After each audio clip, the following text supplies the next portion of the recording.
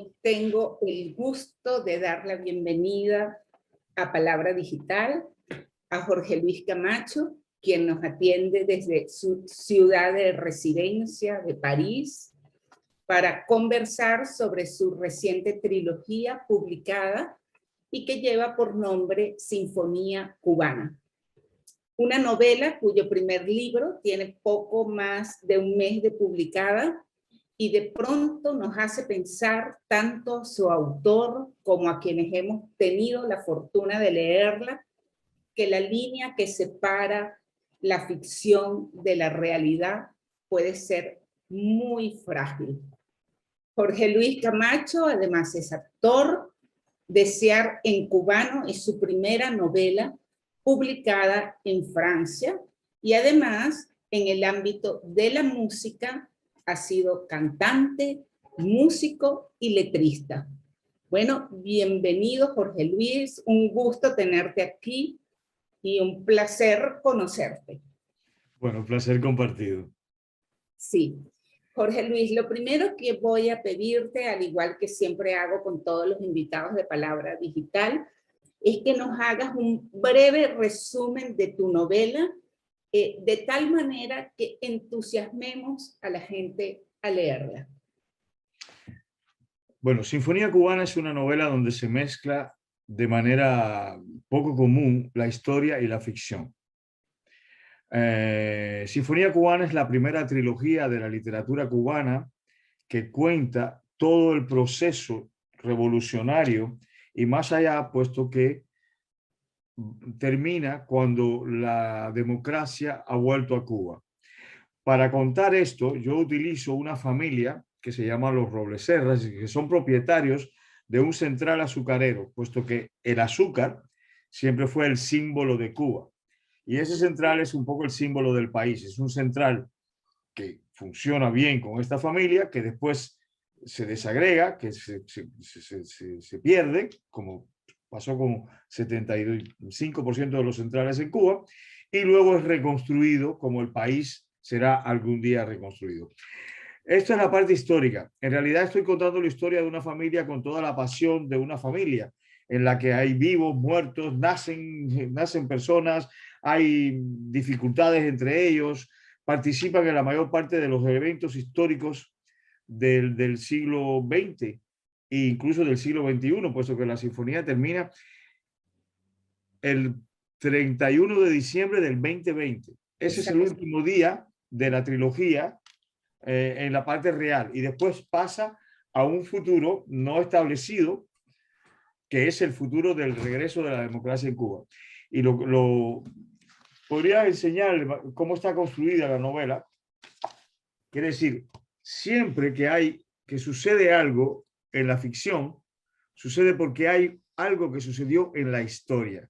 Entonces, por eso le digo que es de una manera, hasta ahora yo no había visto una novela escrita de esa manera, en la cual la historia real sirve de sostén a la historia ficcional.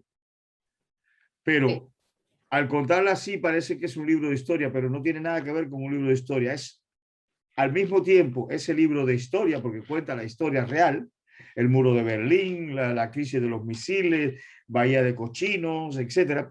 Pero todo eso está visto a través de una familia, a través de un niño, de los ojos de un niño, que en el primer libro es un chiquitín y en el último es un anciano.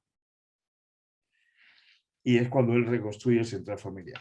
¿Por qué una trilogía y no una sola novela completa? Por esto. Ajá. Porque es demasiado. Fue la dimensión de la historia en cuanto a cantidad de páginas lo que te llevó a plantearte hacer Claro, esto. sí. ¿Mm? Fue, digamos que al utilizar la historia en el tomo 1 y el tomo 2, el tomo 1 es el inicio, es la toma del poder, por eso se llama Allegro ma non troppo, porque yo le llamo movimientos a los tomos. Entonces, el primero se llama Allegro ma non troppo, es la toma del poder del castrismo, cuando el castrismo llega y todavía está ofreciendo democracia, está ofreciendo un mundo mejor. Y el segundo, que se llama Tempo Marziale, porque también estamos hablando en términos musicales, por eso en italiano, es cuando el castrismo toma el poder, le quitan todo a todo el mundo, esta familia es parte de Cuba arruinada, y el tercer tomo, hasta ahí hay unas 600 páginas. Y solamente he contado el 59 y el 60, porque son 2 años muy importantes en la historia. Y a partir de ahí, el libro tercero, que es más o menos unos 400 páginas también, es el libro en que se suceden todo el resto de la historia, desde 1961 hasta 2025, tal vez menos, porque con lo que está pasando ahora en Cuba, podemos imaginar que el castrismo se va pronto. Entonces, por eso es una cuestión de dimensión. Tal vez algún día se haga una edición en un solo libro, cosas así.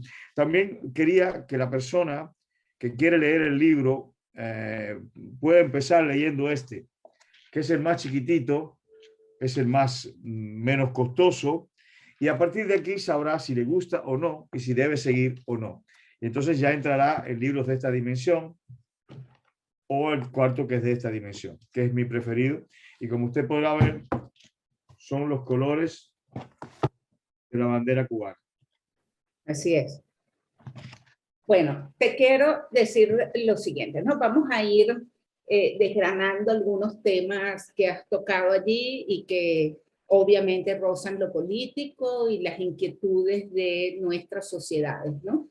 Lo primero que te quiero decir es que me encantó leer esta novela porque me reconcilió con mi propia novela que se llama Anclados, desde el punto de vista de que algunos estudiosos de la literatura venezolana, ¿verdad?, han estado hablando en los últimos tiempos sobre lo mal que se ha hecho desde la literatura en recoger la historia que hemos vivido estos últimos 20 años sin que esa historia sea totalmente ficcionada, ¿no?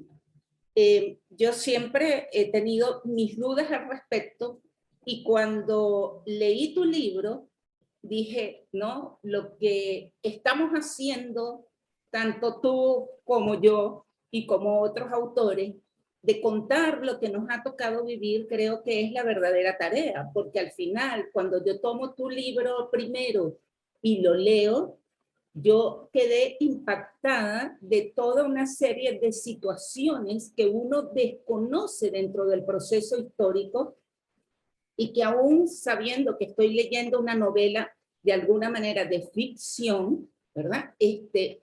Me permite conocer lo que en realidad ha pasado y que si lo que hacemos es ficcionar todo, dentro de unos años entonces no sabremos qué pasó ni con Cuba ni con Venezuela. Hay una cosa que se dice, que lo tengo escrito acá en la parte de atrás del libro, que es algo que dice un personaje en esta saga, y dice: hay libros que emocionan, enseñan y entretienen. Son los 3 E. Yo creo que una novela siempre debe tener esas 3 E. De alguna manera, cuando es una novela histórica, tiene el deber de respetar la historia. Y también, naturalmente, tiene el deber de entretener, porque ante todo estamos hablando de una novela, de una obra de arte, que está dedicada a que el público disfrute, tenga emociones. No es un libro de historia, no es un libro académico, tampoco tiene que tener una fidelidad histórica. Yo tengo una gran fidelidad histórica porque tengo la cronología histórica, porque era muy pequeñita y me lo podía permitir. Pero y seguramente que algunos autores harán esto a partir de ahora, porque bueno, se me ocurrió a mí, pero no es propiedad mía. Y pienso que mezclar la historia y la ficción de esta manera es interesante. Es interesante, ¿sí?, porque tienes las dos cosas en la misma hoja.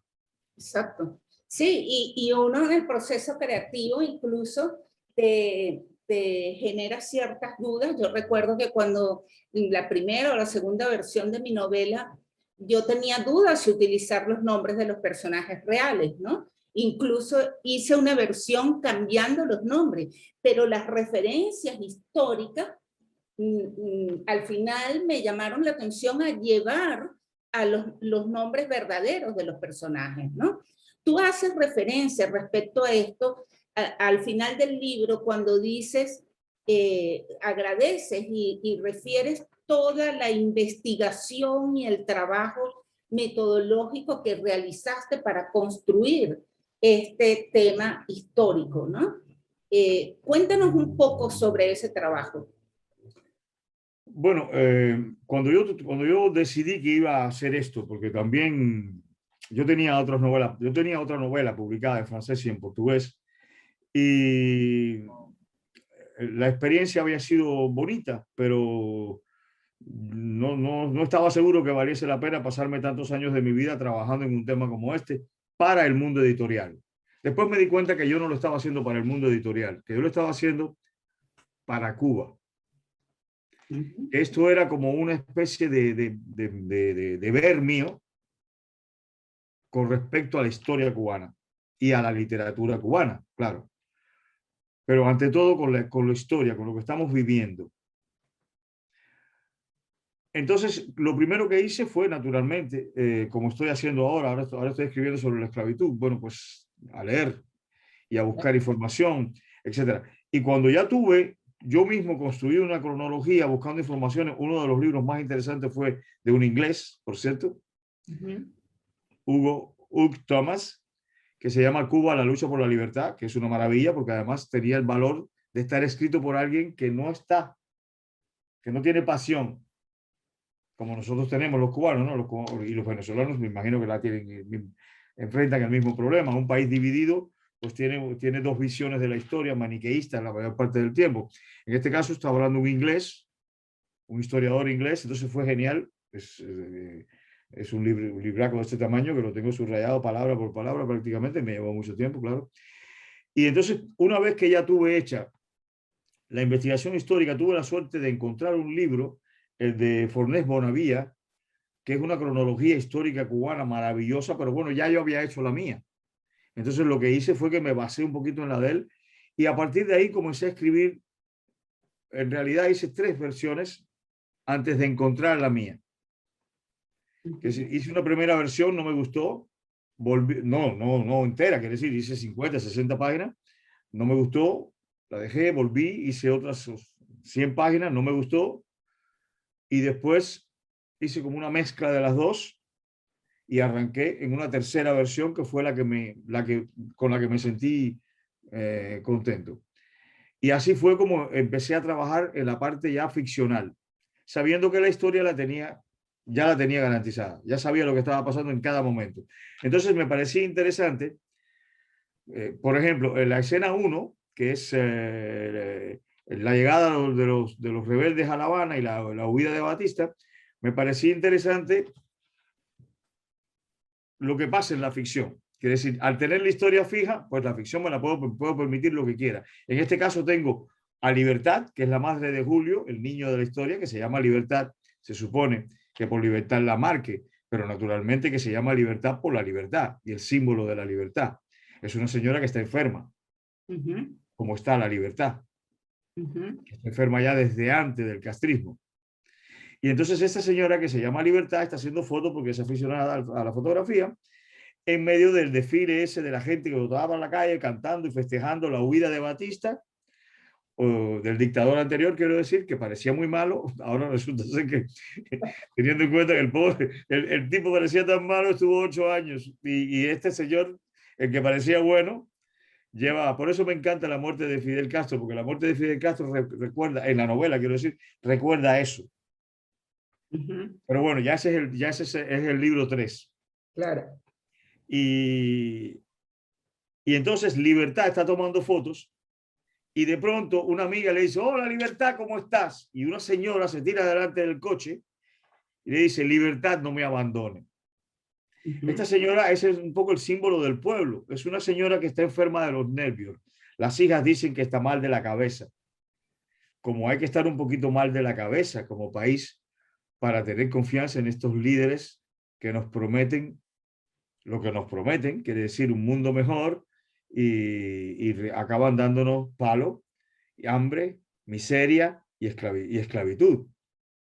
Sí. Que son Chávez y que son Castro, pero que sobre todo Castro.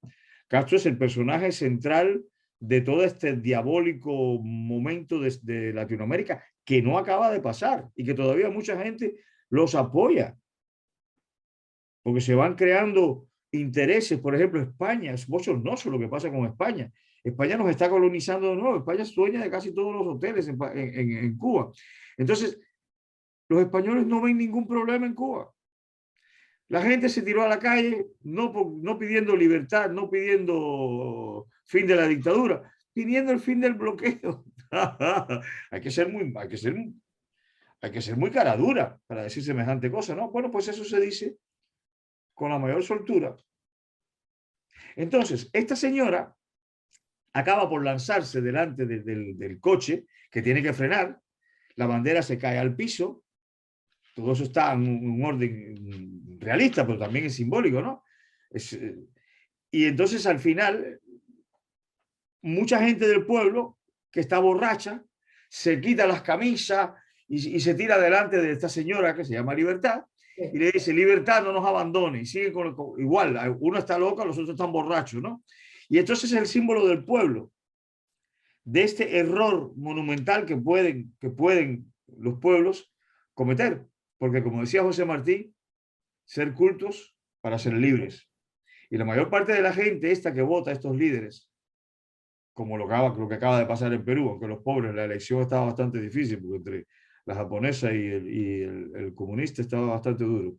Pero bueno, lo que les pasó a ustedes, lo que nos pasó a nosotros por lo menos llegaron por las armas, pero ustedes lo votaron, ustedes quisieron que fuera Chávez. Es una locura. Y porque la mayor parte de la gente que votó eso era gente que no sabía lo que estaba votando, porque no tiene la cultura. De ahí esas palabras de José Martí que son tan sabias, que bueno, ya las había dicho Voltaire en realidad, pero ser cultos para ser libres. Así es. Así es, si no hay cultura no se sabe lo que se está votando, no se sabe lo que se está escogiendo. Sí. Fíjate, desde el punto de vista de la estructura de la novela, tal cual como lo mencionas, el tema de hacer referencia a las noticias específicas con fecha, incluso señalas el día de la semana, señalas la noticia, y siempre me llamó la atención que pasan unos 2 o 3 días después de que se produce determinado hecho para que entonces entremos en la parte de ficción y lo que mueve de alguna manera a esta familia, ¿no? Que es protagonista de la novela.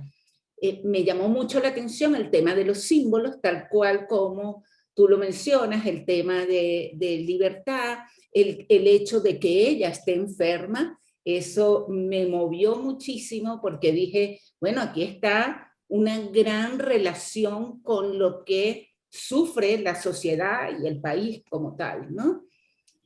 Luego tú escribes un artículo hace muy poquitos días donde haces referencia y amplías de alguna manera esta visión simbólica porque dices que el protagonista de la novela se llama Julio y que no podemos dejar pasar por alto que todos los acontecimientos en Cuba se han desarrollado durante el mes de julio.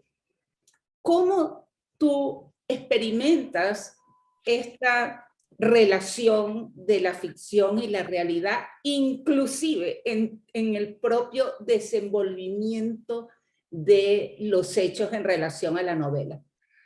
Bueno, en realidad yo no tengo ningún mérito, porque yo lo que preví no era lo que va a pasar para llegar al final. Yo lo que preví fue lo que va a suceder al final. Y eso solamente hay muy poquitas maneras de que suceda, ¿no?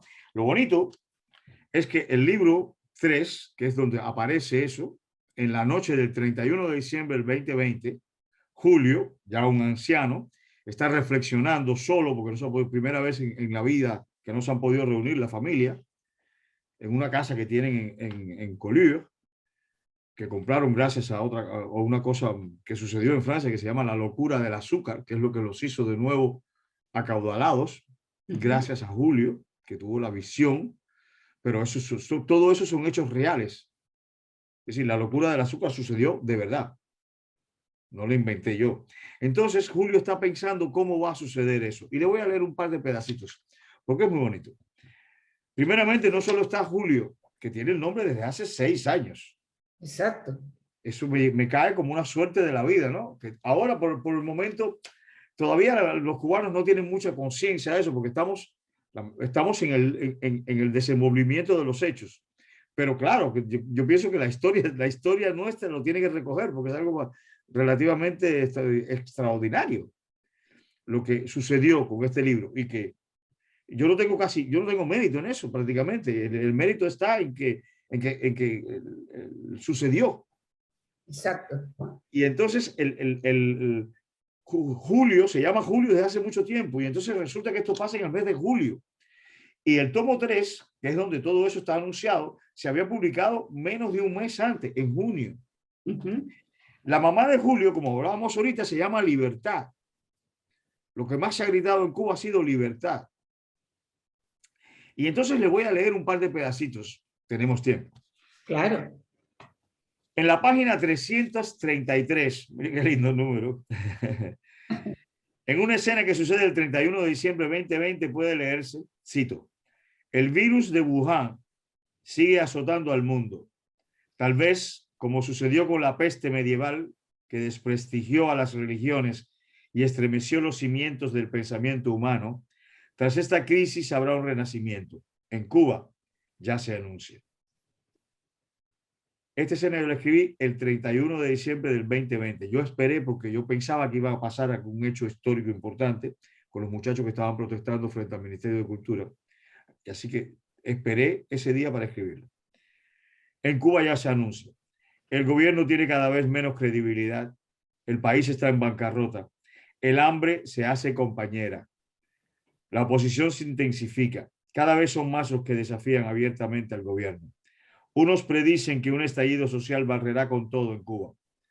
Otros que el desastre económico obligará al régimen a negociar con la oposición.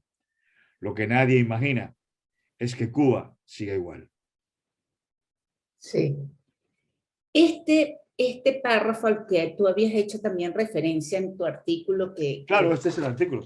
que me hiciste el favor de compartirme, me llamó también mucho la atención desde el punto de vista de que en algún momento nos hemos planteado a lo largo de estos casi 2 años que tenemos confinados con este tema del COVID, que esta pandemia nos debe llevar hacia una reflexión más profunda, hacia un mirar hacia adentro, hacia una transformación que de alguna manera va a tener consecuencias sociales, ¿no? Uno, en la medida en que lee lo poco que sale desde Cuba, se hace mucha referencia al tema de la pandemia y la cantidad de muertes que ha habido en los últimos tiempos, ¿no? ¿Crees que esto estará contribuyendo de forma directa a que la gente comience a reaccionar? Claro, naturalmente. La gente tiene mucho miedo. El gobierno está mostrando su incapacidad para manejar la situación. La supuesta potencia médica es un desastre. Y el gobierno abandona a las personas que mueren. No hay petróleo para las ambulancias, sin embargo, está repleto de petróleo para los carros policías. Al Sí. igual que, entonces, la gente, esto ha agravado totalmente la situación. Claro, la pandemia ha jugado un papel importantísimo. En el medioevo, la pandemia puso a la religión católica de rodillas. Lamentablemente, se levantó.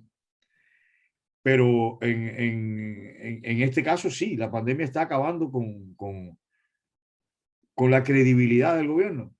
Porque entre el hecho de que no puede ganar dinero, porque lo único con lo que gana dinero el gobierno de Cuba es o robándole a los cubanos, o con lo que nosotros mandamos para nuestras familias, o con el turismo. Y en este momento no hay turismo. Sí, ¿por qué cuando hablas de la religión y que se levantó dices lamentablemente? Bueno, porque soy ateo, gracias a Dios. Y por ¿Cómo cierto, si eres ateo agradeces a Dios? porque justamente es una broma. Es una broma porque si Dios no existiese, yo no sería ateo. Ajá. Y si Dios existe, entonces, bueno, mi mamá murió cuando yo tenía 6 años, de un cáncer, un poco como la mamá de Julio. Y nosotros vivíamos muy cerca de la iglesia, éramos muy amigos del padre que oficiaba en esa iglesia. Y el padre me dijo, yo no lo entendía qué había pasado, cómo mi mamá se podía morir si yo nada más que tenía una mamá. Y el padre me dijo, es que Dios quiere mucho a tu mamá y por eso se la llevó. Y dije, pero ¿cómo es posible que este hombre me haga semejante barbaridad? Entonces, a partir de ahí, yo comencé a crear una relación de decir, bueno, pero ¿cómo es posible que haya un Dios que deja a un niño solito porque le cae bien la mamá del niño y se la lleva porque tiene más poder que el niño? Entonces, a partir de ahí se me generó un rechazo a la creencia religiosa. Y ese rechazo, por cierto, está en la novela. Julio, yo le di ese proceso a Julio. Julio tiene el mismo problema. Julio reza para que su mamá se cure y su mamá no se cura. Entonces llega un momento en que empieza a pensar que a Dios no la cura porque sencillamente no quiere hacerlo, puesto que Dios puede hacerlo. ¿Por qué no lo hace? Entonces, eso para mí fue como una especie de base eh, ideológica, ¿no? Quiere decir, yo salía, yo me acuerdo que yo empecé rezando, pidiendo a Dios que viniera y me explicara cómo semejante barbaridad podía haber sucedido. Pero como no vino nunca, me van a perdonar, pero yo salía al patio de mi casa y hacía pipi en la tierra. Y es una de las cosas que más orgulloso me siento, porque me enfrentaba con una potencia que yo sabía se suponía que me podía vencer con nada. Y yo hacía pipi en la tierra y le decía, mira, te estoy orinando arriba. Y lo desafiaba. Ese Dios que hizo la tierra en 6 días y después se acostó a dormir y la dejó en el estado en que está.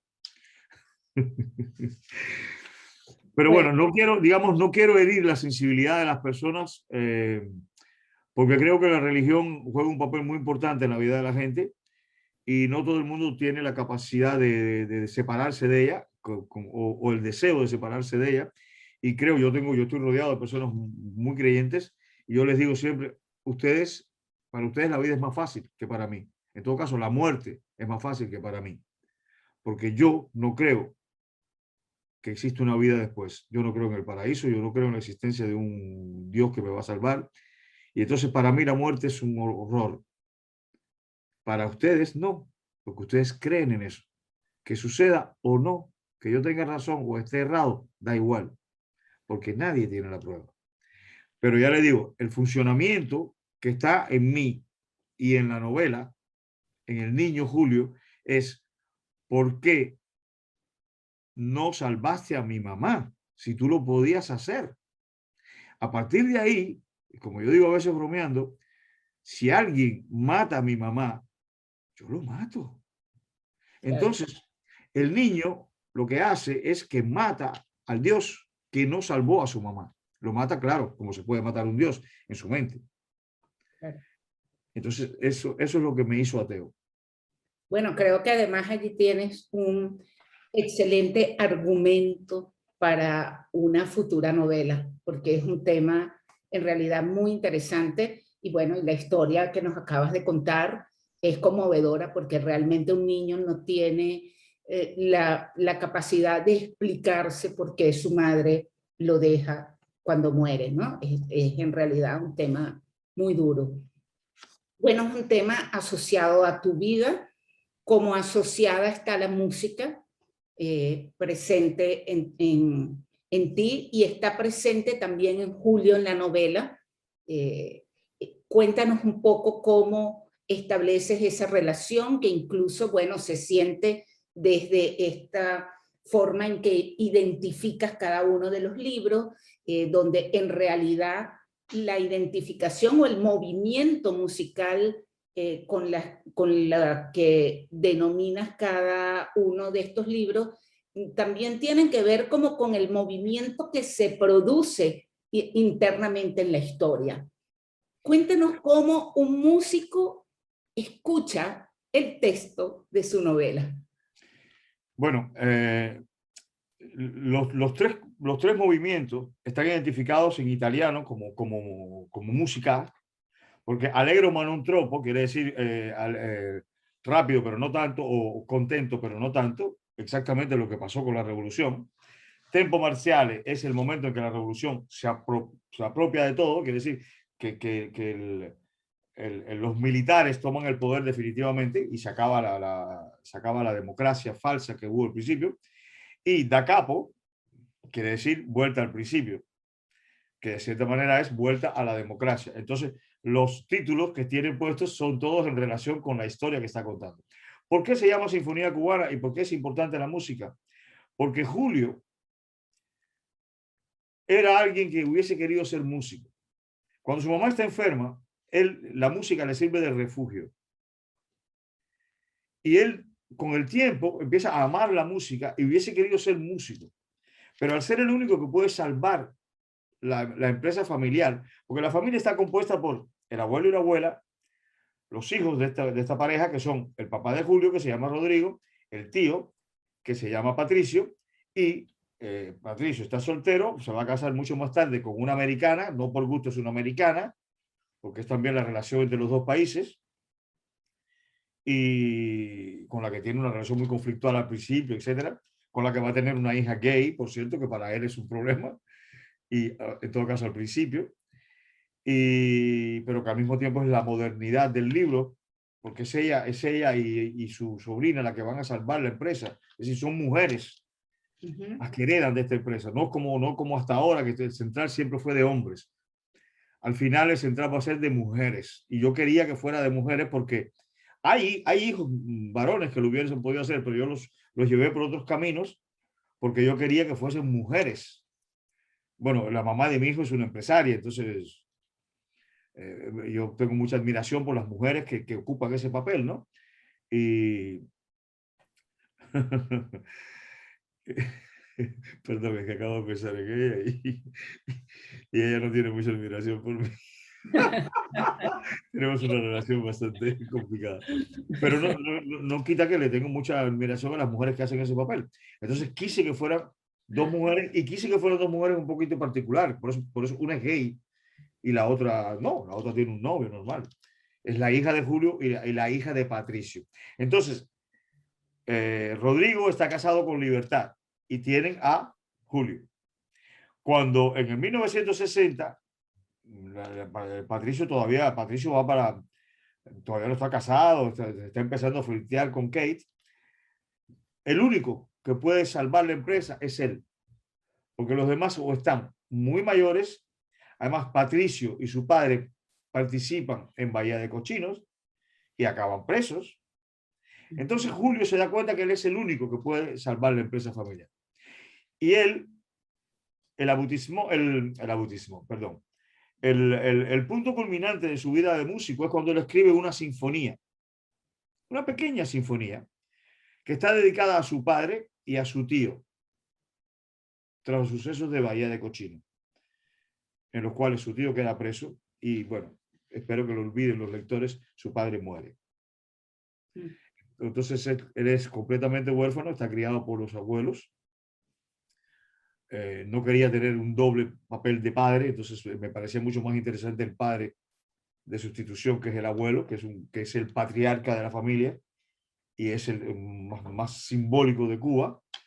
Y porque esta es una familia que peleó en las guerras de independencia, tienen un abolengo cubano muy amplio, tienen mártires de la guerra de independencia, etc.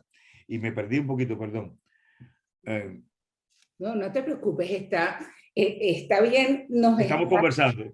Claro, estamos conversando y en esta conversación todas estas ideas que van surgiendo es porque al final amarran esas propuestas que haces allí como escritor, pues, ¿no? Claro. Y estabas hablando de el tema musical y Julio escribe esta sinfonía, se toca una vez cuando sale su tío de la cárcel en Miami, se toca una vez.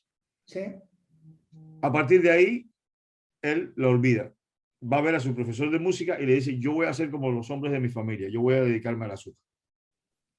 Porque él ve que su tío está muy maltrecho y él no cree al salir de la cárcel, claro, y él no cree que su tío sea capaz de tomar el central. Entonces, no con mucho dolor, por cierto, ya él más o menos se ha ido haciendo la idea, pero es también la historia de esa frustración que es una herencia. Quiere decir, su hijo sí es músico.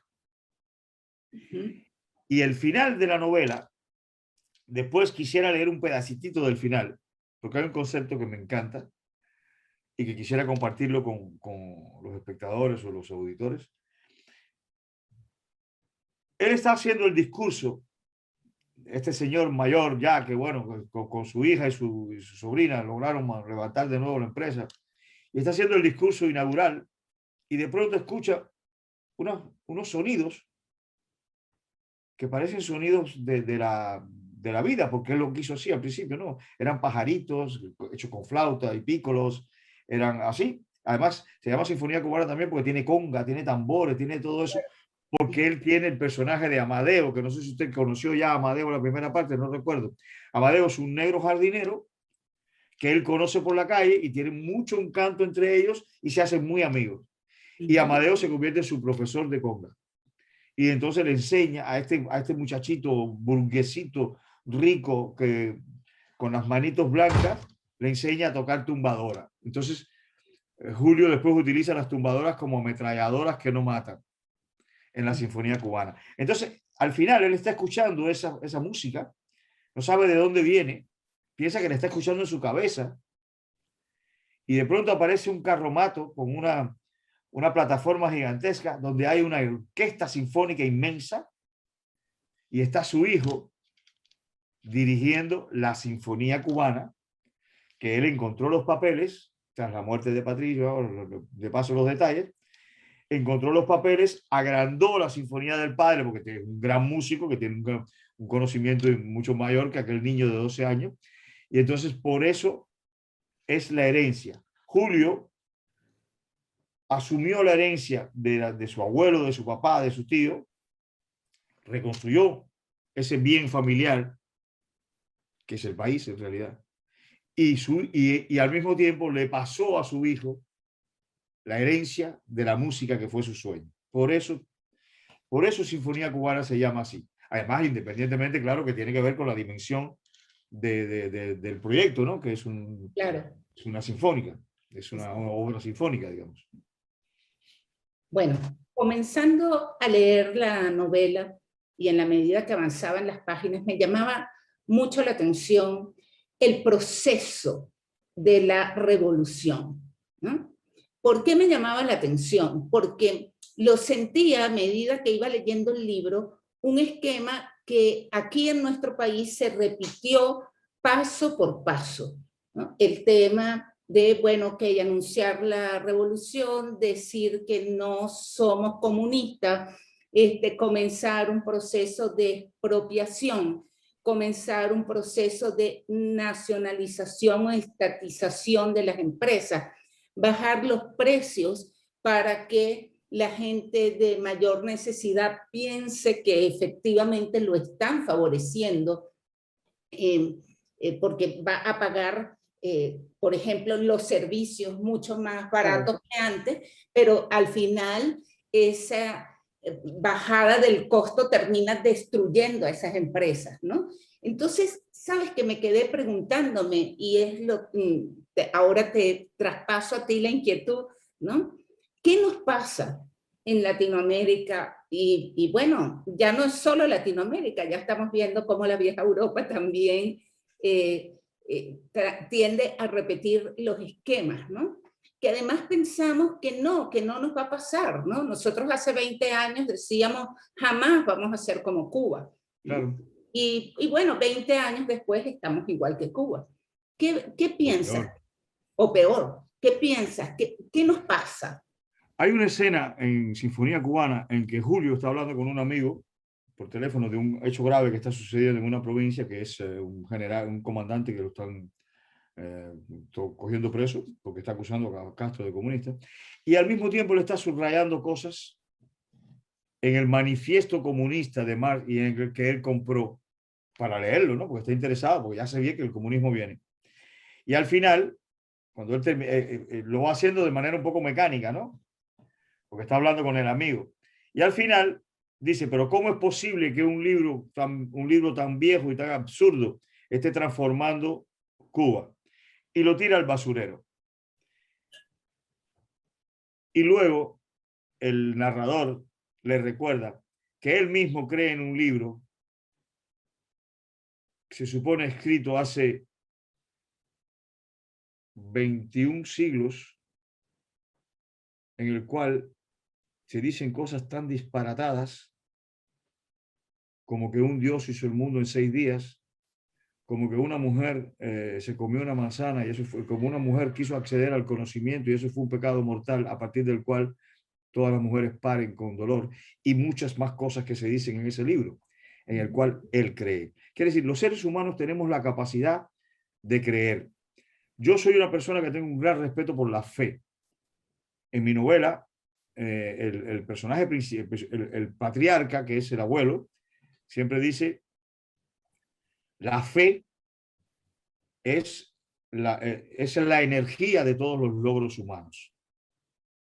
No estoy hablando de la fe religiosa. La fe religiosa es maravillosa porque gracias a la fe religiosa, eso le pasa a los personajes cuando llegan a París, hemos construido Nuestra Señora de París, las pirámides de Egipto. Todo eso se ha construido porque creemos que existe algo que no hemos visto, que nadie nos ha probado, que es sencillamente una idea que tenemos en la cabeza porque alguien nos dijo que si creíamos en Atis, en Re o en cualquiera de estos que tantos dioses han existido y se han ido muriendo uno detrás del otro. Yo, por ejemplo, soy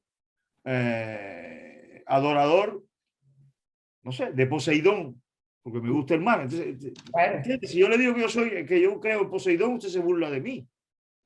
Pero Poseidón era un dios muy importante. Venus, ni hablar. Yo en Venus sí sigo creyendo todavía hoy. Aunque Venus no se porta muy bien conmigo en este momento. Por eso le digo, yo creo que el ser humano tiene una capacidad de creer cualquier cosa porque cuando la realidad se le hace demasiado difícil, como la de la muerte, pues cree otra, se inventa otra. Y se la cree tanto que fabrica Nuestra Señora de París en 2 siglos. 2 siglos dando martillazos arriba de una piedra para construir esa maravilla, que es mi lugar preferido en París, por cierto, todo ateo que soy. Porque tengo mucha admiración por esa capacidad humana. Entonces yo pienso que lo que nos pasa es eso. Y ahí eso va más allá incluso de la cultura. Claro, la cultura, como decíamos al principio, es importante, pero si vemos, por ejemplo, en España, hay gente que son socialistas y que son cultos. Y otros, bueno, como sé yo, el tío de Podemos se ve claramente que lo que él está es utilizando el sistema.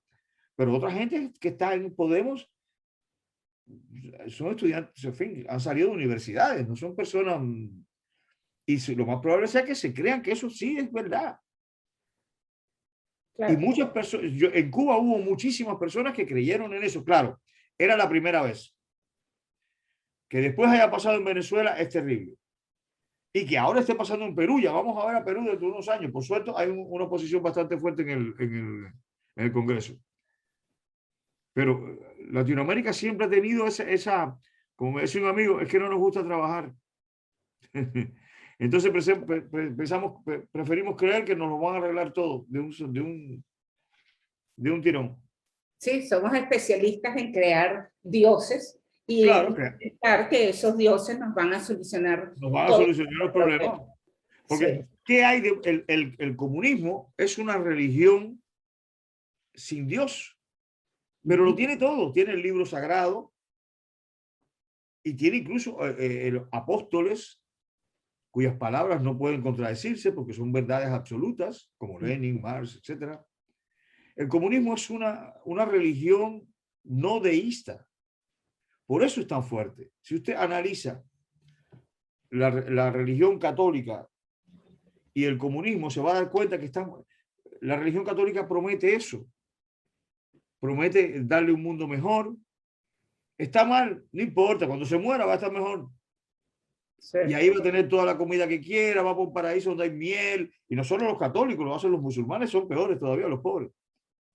Y entonces, cuando tenemos esa cultura de creer en cualquier cosa que nos inventen, porque los seres humanos hemos creído en Re, en Venus, en Atenea, en montones y montones y montones y montones de dioses. Y cada vez que tenemos uno decimos, este sí es de verdad. Todos los demás era porquería. Todo eso era mitología, eso es malo. Este es el bueno. Y entonces, cuando uno tiene eso, por eso yo quise hablar de religión en este libro. Porque yo creo que este libro, mi sueño sería que este libro fuera como una campanada a América, diciendo, tengan cuidado, chicos, miren lo que pasa. ¿Entiendes? Que lo que usted vivió, al leerlo, la gente lo viva. Sí. Cuando el libro se conozca un poco más, ¿no? Y entonces, cuando uno tiene esa cultura, que es la cultura de creer en dioses inventados la mayor parte, porque bueno, ahora yo no puedo decir que el Dios de los cristianos es inventado porque me voy a buscar un problema, pero yo sí puedo decir que Zeus es inventado porque ya todo el mundo sabe que fue inventado. Pero si Zeus lo fue, si Ra lo fue, es muy posible que este también lo sea. Entonces, cuando uno tiene eso en su mente y tiene eso como cultura y una persona inteligente, gente que ha leído muchísimos libros, que los escribe incluso, como es su caso, me dice, pero ¿por qué es una desgracia que la religión no desaparezca? Entonces es que es normal, forma parte del ADN del humano. Y la fe es lo que nos salva. ¿Por qué nosotros escribimos estos libros que nos lleva años escribirlos y que nos van a reportar a lo mejor 2 pesos? Porque tenemos fe. Porque creemos en algo que no existe, que nos inventamos. Sí, bueno, es un tema realmente muy interesante, ¿no? Es un tema apasionante, la verdad. Que tienes muchísimas aristas por donde entrar. Bueno, te voy a invitar entonces a que nos leas el fragmento que nos querías compartir del final que mencionaste hace un rato. Que Muy bien. Quiero leerles un pedazo para Sí, cómo no. Bueno, esto está en la página 339 del libro 3. Y es un concepto que me nació mientras escribía el libro y del cual me enamoré. Por eso lo quiero compartir, porque no lo había visto antes. Bueno, Sinfonía Cubana 3 celebra definitivamente el inicio de la democracia cuando dice, cito, el llanto risa se engendra en los trabajadores y sus familias, que mucho han sufrido y sueñan. Luego son tantos los que lloran y ríen, que el llanto risa se eleva y vuela sobre los cañaverales, los caminos y las ciudades, brotando en miles de ojos y labios, pues Cuba renace y los alumbramientos unen siempre el dolor y la esperanza. De verdad, Jorge, ha sido un placer compartir contigo esta conversación. Me gustaría, bueno, que invites a las personas que ven este programa de Palabra Digital a adquirir tus libros, dónde se pueden conseguir. Cuéntanos un poco sobre eso. Los libros que tienen aquí, como les dije, están en Amazon. Pero en fin, yo al tenerlos en Amazon soy dueño de los libros, los puedo vender al precio que se me antoje y los puse al mínimo que podía ponerse. Quiere decir, si lo compras en digital, vale menos, el libro 1 vale menos de $5. El libro 2 creo que vale 7. Y el libro 3, que es el carísimo, vale 9. Es decir, no hay ningún libro que se venda a ese precio, el libro de 400 páginas. Tienen muy buen precio, te digo. Reconozco que los libros están muy bonitos, pero yo personalmente solamente leo en digital. Ajá. Y creo que les aconsejo a todos que no se compliquen la vida, que lo lean en digital. Como decía un amigo, lo importante es esto, no esto. Claro, de todas formas, Jorge, tomar un libro en las manos y olerlo y doblar la página y rayarlo y, ¿sabes? Siempre eso es un placer. Sí, bueno, claro, ya somos una generación perdida para eso, ¿no? Pero Gutenberg ya hizo su función. Ahora yo en esto, aquí tengo todo Proust, todo Claro, Balzac. Aquí tengo las bibliotecas que yo prácticamente, bueno, yo tuve bibliotecas grandes, ahora ya no, me las fui quitando de encima. Yo aquí tengo mucho más. Entonces, bueno, me gustaría, claro, que la gente tenga esto porque es bonito, pero lo verdaderamente importante es lo que está dentro. claro, no hay duda de eso. Como Sí. me decía un amigo, no, porque a mí me gusta leer el libro, Yo te lo acabo de tocarlo. decir. Y entonces yo le dije, la próxima vez que vayas a un restaurante, cómete el plato y déjame que esté. Bueno, ha sido un verdadero placer conversar contigo. Te deseo muchísimo éxito, tanto en la ficción como en la realidad.